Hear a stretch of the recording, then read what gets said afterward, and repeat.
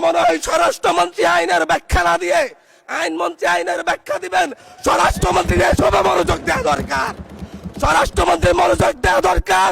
সারা দেশে কোথায় কোথায় সন্ত্রাসীরা রয়েছে সেই সকল সন্ত্রাসীদের তালিকা করে তাদেরকে বিচারের ব্যবস্থা করা দরকার। স্বরাষ্ট্রমন্ত্রীর উচিত ধন্যবাদ মাননীয় সদস্য। নেতা কর্মীরা হত্যার শিকার হয়েছে তাদের বিচারের ব্যবস্থা করা দরকার। ধন্যবাদ মাননীয় সদস্য। এই ইলেকশনে ভোট ডাকাতি দেখেছি, আমার ঘাড়ি বহরে হামলা করা হয়েছে। আমি কি এই ইলেকশনের জন্য নিজের রক্ত জড়িয়েছি?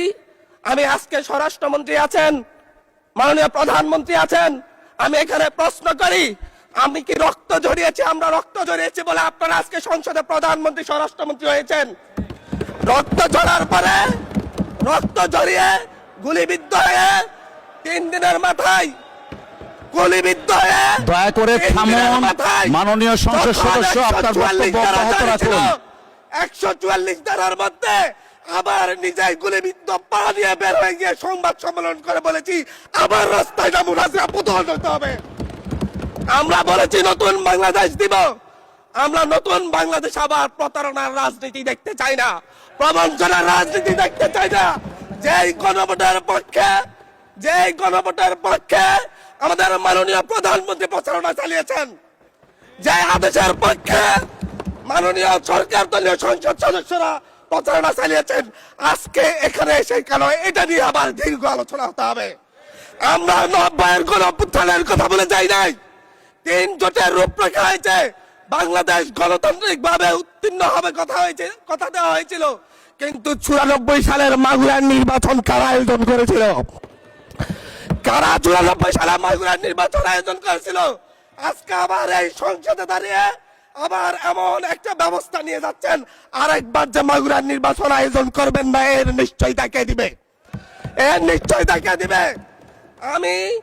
আমি আমার সবচাইতে কম বয়সী প্রার্থী হিসাবে নিজের প্রার্থীটা জমা দিয়ে এলাকায় গিয়েছি প্রচারণা করতে, 3বার হামলা শিকার হতে হয়েছে।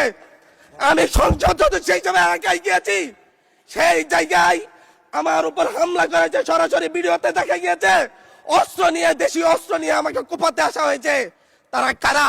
ওরা তো তারাই যাদের প্রত্যেকের হাতে বিএনপি দলীয় নেতা কর্মীদের রক্ত লেগে আছে, প্রাণ লেগে আছে। এই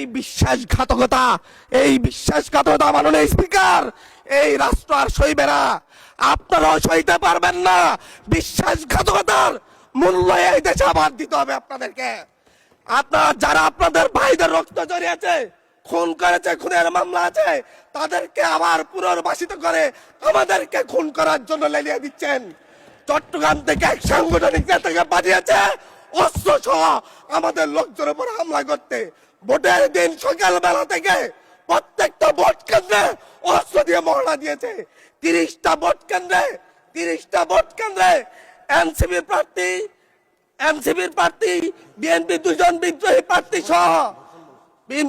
বিদ্রোহী প্রার্থী সহ কারো এজেন্টকে ঢুকতে দেওয়া হয় নাই। এটার জন্য কি আমরা আমাদের রক্ত জড়িয়েছি? মাননীয় স্পিকার, ইলেকশনের একদিন পরে আমাকে আর 1 মিনিট বাড়িয়ে দিবেন মাননীয় স্পিকার, 1টা মিনিট।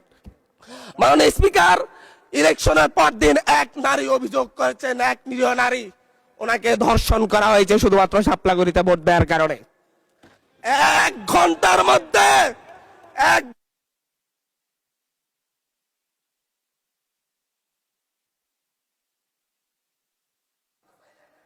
ধন্যবাদ মাননীয় সংসদ।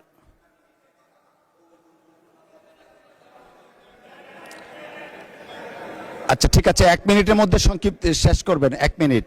মাননীয় স্পিকার, একজন ভুক্তভোগী নারী অভিযোগ করেছে ওনাকে ধর্ষণ করা হয়েছে শাপলাগুড়িতে ভোট দেওয়ার কারণে। সার্কেল এসপি 1 ঘন্টার মধ্যে বলেছে এই ধরনের কোনো ঘটনা ঘটে নাই। আজকে 42 দিন পার হয়েছে, এখনো ডিএনএ রিপোর্ট আসে নাই। মামলা নিতে 3 দিন দেরি হয়েছে। সিভিল সার্জন অফিস তদন্ত কমিটি করে দিয়েছে, তদন্ত কমিটির রিপোর্ট জমা দিয়েছে, ভুক্তভোগী নারী জানে না তার তদন্ত রিপোর্ট কি এসেছে। এই ভয়াবহ পরিবেশ তৈরি কারা করছে? আমার মনে হয় স্বরাষ্ট্রমন্ত্রী আইনের ব্যাখ্যা না দিয়ে আইনমন্ত্রী আইনের ব্যাখ্যা দিবেন। স্বরাষ্ট্রমন্ত্রীর এসবে মনোযোগ দেওয়া দরকার। স্বরাষ্ট্রমন্ত্রীর মনোযোগ দেওয়া দরকার। সারা দেশে কোথায় কোথায় সন্ত্রাসীরা রয়েছে সেই সকল সন্ত্রাসীদের তালিকা করে তাদেরকে বিচারের ব্যবস্থা করা দরকার। স্বরাষ্ট্রমন্ত্রীর উচিত ধন্যবাদ মাননীয় সদস্য। নেতাকর্মীরা হত্যার শিকার হয়েছে তাদের বিচারের ব্যবস্থা করা দরকার। ধন্যবাদ মাননীয় সদস্য।